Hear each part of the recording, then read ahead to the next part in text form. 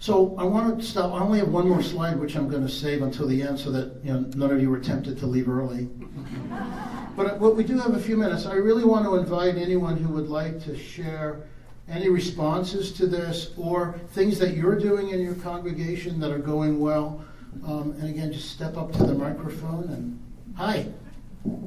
Hi. My name is Marguerite Holmes. I'm the incoming president of the Unitarian Universalist Fellowship of Athens, Georgia. Congratulations. Thank you.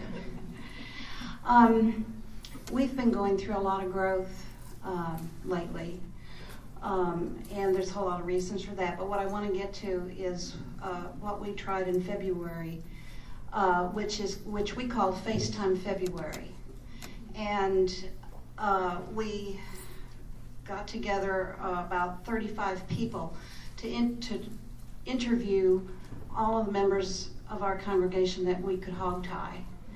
I didn't mention hog tying. I was going to include that as well. Well, considering we only had 1 month, we got 130 out of about 200 members, which we felt was really good. We had a 9-page questionnaire that was developed by somebody whose profession was these kinds of things to get data on there was 9 pages. As if you had the opportunity to bake a cake for something, what would your interest be? 9 pages of that, plus some open-ended questions. And because we wanted a data bank, because the core group is old and tired, and we're getting new blood into our community now, and so we wanted to use that. And even before the results were in, we had requests for, I need somebody who's willing to bake a cake. And can you give me the data? And we've already used it 12 times, and we haven't even completed the use of it. So it's been really revitalizing, and it's really pulling in new members. That's great. Thank you very much for sharing that. I'm Deborah Falk. I'm the minister in Calgary, Alberta, Canada. And is that the one in Canada? Yeah, that's the one in Canada, where the Stampede is. 2 things I wanted to comment on. One was around the invitation piece, and I always honor somebody when they say no to an invitation, but I do also let them know that that will not be the only time I invite them to something, that doesn't cut off invitations. And we are going to be rolling out the hospitality teams next year. We're calling it SWEET. So it's Sunday, Welcome, Engage, and Enhance teams. And what's happened is the congregation is starting to get on board with this, is they're starting to say, oh, we could use that for communication. We could use that for deepening our pastoral care. So I really thank you for lifting up that resource. It's fabulous, and all of the job descriptions, everything are online. Great. There's a great testimonial. Thank you, Deborah. Hello, I'm Tom Capo, the pastor of People's Church Unitarian Universalist in Cedar Rapids, Iowa. And we are moving away from committees. Younger people are not willing to be on committees. So this fall, and again, like you, we're just kind of beginning to roll this new thing out. I went to meet with Peter Block, and we've had some. It was fabulous, by the way. I don't have his email address. Sorry, I don't. Okay. But he suggested that we have these small groups to begin with, and we asked 4 questions: what's your passion? What's your gift? What talents were you born with, and what can you teach one other person? Were the questions that he told us to begin asking, and then we're going to begin using those questions to begin forming short-term, task-oriented groups this fall, and we'll let you know how that turns out. That sounds great. Please do. The other piece is we did hospitality groups. And we had everybody in the congregation except those who opted out to be in a hospitality group.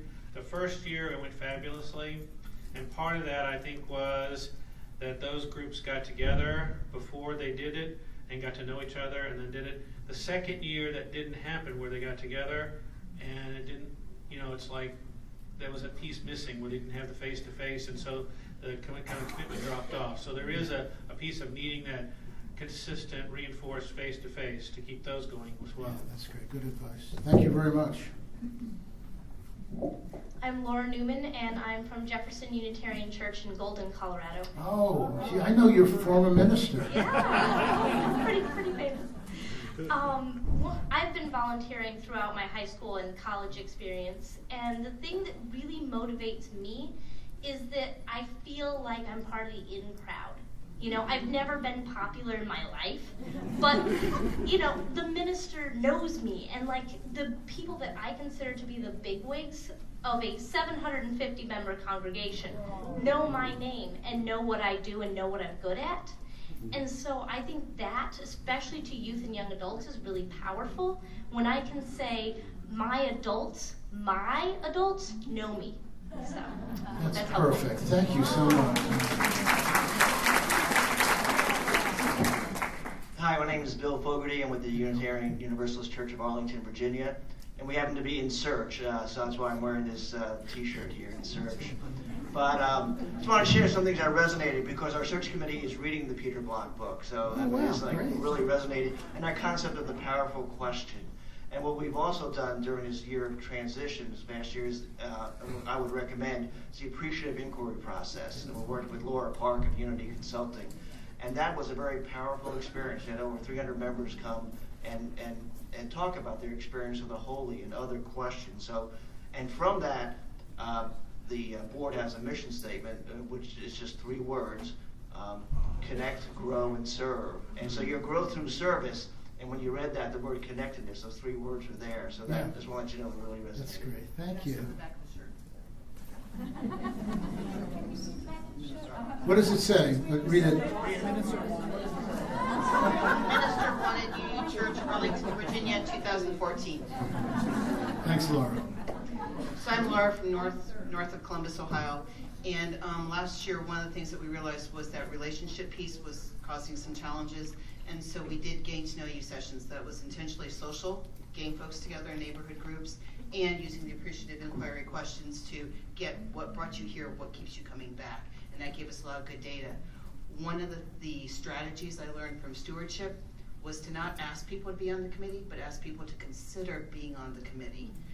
That allowed them to say yes. It allowed them to ask questions. What does that mean? And when they said no, I could say thank you for considering. Yeah, Thank you. And it gives you space to come back. Yeah, great. This is kind of like spoken joys and concerns. They go on forever. So I'm going to ask them. I'm going to let you two will be our final presenters. No, I'm Derek Mustelier from UU Congregation in Miami. I just wanted to piggyback a little bit about the appreciative inquiry.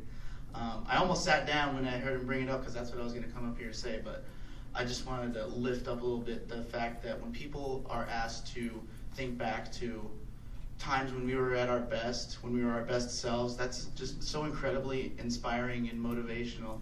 I just wanted to add that to what the gentleman said. So which of Peter Block's books are you referring to? This community, I know he's written for you. Community, it's called Community, the Structure of Belonging. Oh, okay. He lives in Cincinnati now. Oh, that's right, he does. Yeah. And you're from Cincinnati? I'm from Cincinnati. You could go visit him. Yes. I hear he's a nice guy. He is. He's a fabulous guy. Oh, that's good. Well, did you know Peter Block lives in Cincinnati? No. He does. Yeah. Oh, are you still? Yeah, years ago.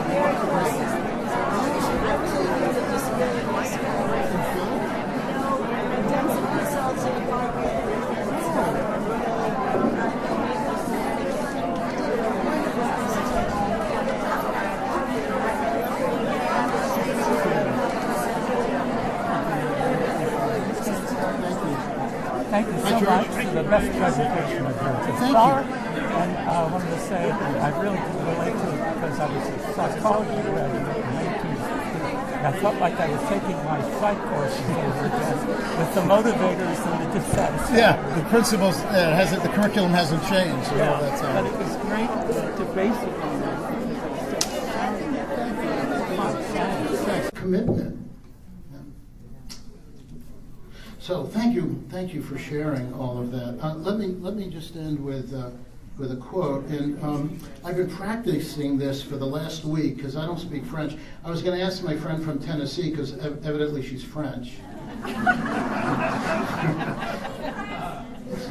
Do you? So Antoine de Saint-Exupéry, who wrote The Little Prince, I can pronounce The Little Prince, said if you want to build a ship, don't drum up people together to collect wood, and don't assign them tasks and work, but rather teach them to long for the endless immensity of the sea. Thank you all very much.